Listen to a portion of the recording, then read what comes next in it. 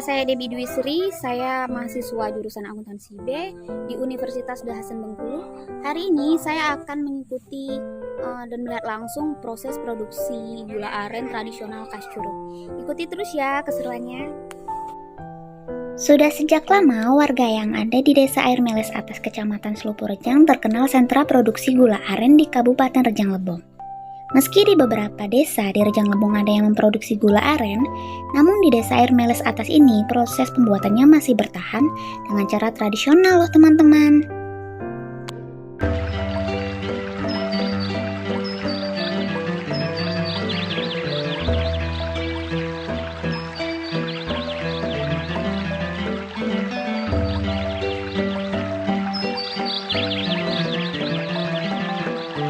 Adalah salah satu alat untuk mengambil air nira.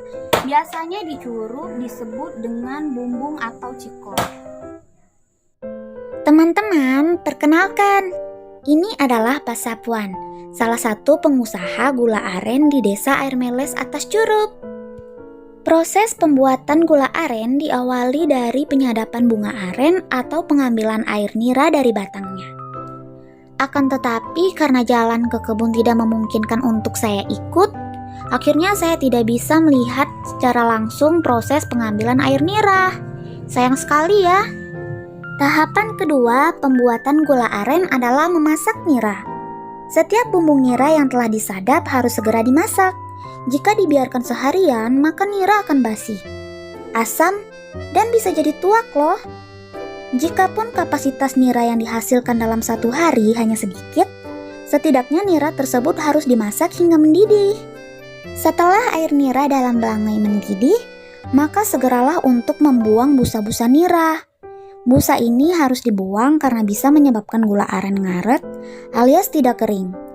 Dan juga membuang kotoran dari dalam air nira, seperti semut atau lebah madu.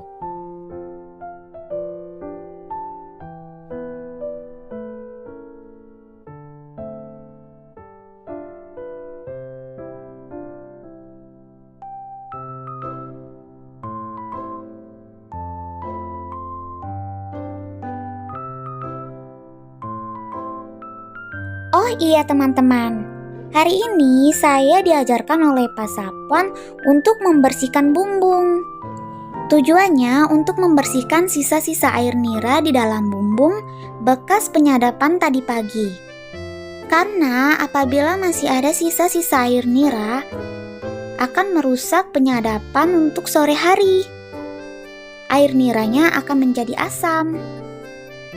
Jadi bumbungnya harus benar-benar bersih agar kualitas air nira berikutnya tetap bagus.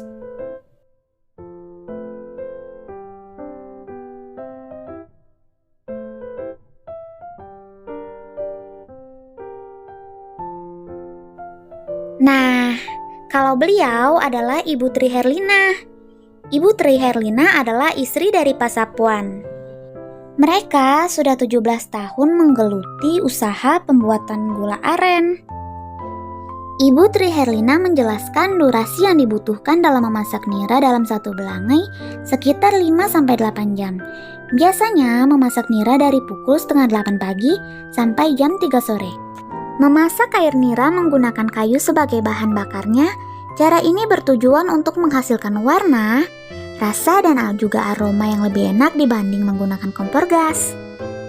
Di Curug, biasanya mereka menjual gula aren ke gudang gula aren dengan harga kisaran Rp13.000. Mereka juga menjual gula aren ke warung, ke pasar, bahkan menjual gula aren sampai keluar kota, seperti Palembang, Bengkulu, dan Linggau. Dengan harga pasaran Rp15.000 sampai Rp20.000 per kilogram. Biasanya, setiap 2 batok gula aren mempunyai berat hingga 1 kilo lebih.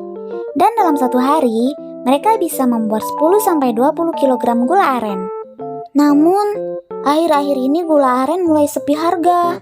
Bahkan bulan ini harga gula aren turun drastis. Tahap ketiga pembuatan gula aren adalah pengadukan. Setelah nira kental dan berwarna merah tua, segera kita angkat belangai dari perapian. Akhirnya, kita masuk ke tahap pengadukan nira, calon gula aren. Dengan menggunakan alat rakitan dari kayu dan tempurung kelapa, nira yang sudah kental harus terus diaduk.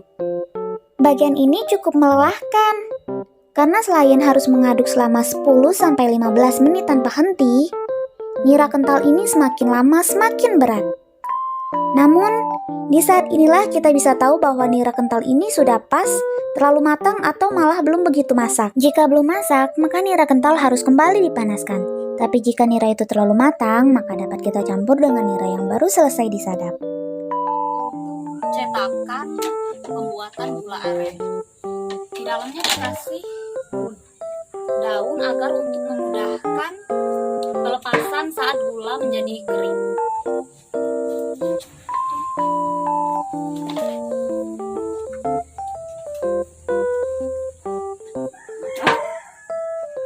Tahap keempat, proses pembuatan gula aren adalah pencetakan. Setelah bersusah payah mengaduk, akhirnya kita masuk ke tahap pencetakan gula aren. Jika adonan nira kental tadi sudah dirasa berat, kita bisa segera mencetaknya. Untuk alat cetak, biasanya menggunakan batok kelapa. Batok kelapa ini harus dilubangi ujungnya agar memudahkan kita untuk melepas gulanya nanti. Sebelum digunakan, batok kelapa harus dicuci bersih dan lubang kecilnya tadi diberi tutup. Menggunakan daun.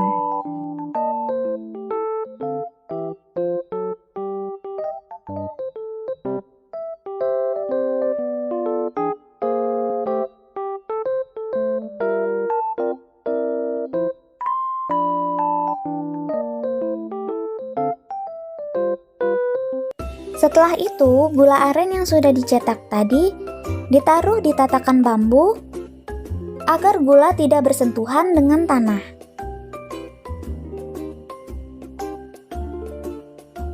Tahap kelima proses pembuatan gula aren adalah pengeringan. Setelah semua gula dalam belangai sudah dituangkan dalam batok kelapa, kita hanya tinggal menunggu gula aren kering. Tampaknya memakan waktu sekitar 15-30 menit untuk benar-benar kering. Tapi, untuk memudahkan melepas gula aren dari batok, kita tidak harus menunggu gula aren hingga benar-benar kering. Cukup menunggu 15-20 menit saja. Setelah itu, kita balikkan batok dan kita lepaskan daun yang menempel pada gula tadi. Setelah benar-benar kering, barulah gula aren bisa dijual. Jikapun ingin dikonsumsi sendiri, sebaiknya simpan gula aren di tempat yang bebas angin agar gula aren tetap garing. Selama gula aren disimpan di tempat yang rapat, gula tetap awet dan tidak akan basi. Gula aren yang baru selesai dicetak sangat enak untuk dimakan langsung. Rasanya garing dan renyah, serta tidak terlalu manis, membuat lidah ini berteriak ingin lagi dan ingin lagi. Terlebih lagi jika gula aren tadi masih berbentuk nira kental, ketika dimakan rasanya akan sama seperti permen karet, namun lebih garing dan sangat renyah. Teman-teman, itulah pengalaman pertama saya melihat langsung proses pembuatan gula aren. Jika teman-teman ke Curup, jangan lupa mampir. Kita icip-icip gula merah langsung dari belangainya.